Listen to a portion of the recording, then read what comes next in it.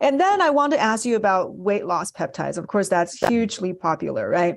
Mhm. People, people are desperate for weight loss, and now they have this exciting new tool that everybody is getting, thanks to the Kardashians, and to the point where there's now phrases like the what's it called, Ozempic face. When people lose too much weight, then their face, is slimming down Yeah. rapidly, and then there's drooping. I mean, it's a new cultural phenomenon. So in our clinic, as far as weight loss, of course, the growth hormone secretagogues are very helpful. They help with body recomposition. And then there are a few other ones. So that would be, in our clinic, the ipamorelin CJC, tesamorelin. And then there are these other ones. So I want to kind of ask you a little bit. So the most famous is semaglutide, which is Yeah. Ozempic. Some people have scoured the internet and looking for problems and have found a few. In general, it's extraordinarily safe, right? Yeah, Um, certainly. but there's been reports of pancreatitis, correct? hmm And what other things that may be of concern?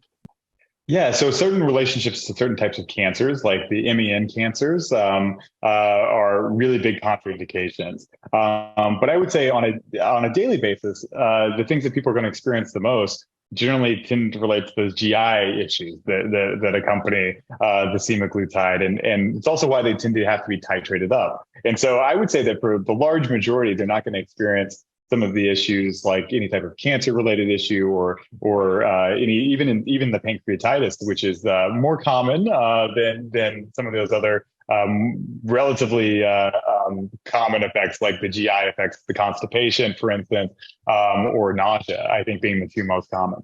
Okay, you're saying the pancreatitis is very uncommon. Is that But yeah, no, I was just gonna say the pancreatitis happens. It's not unheard of, but it's not nearly as common as nausea and or constipation, which generally tend to be the biggest side effects. okay?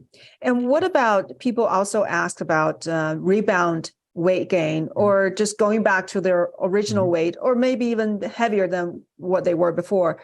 But what I hear is that if they're eating healthy, they're not going to get back to the previous weight. So what are your thoughts?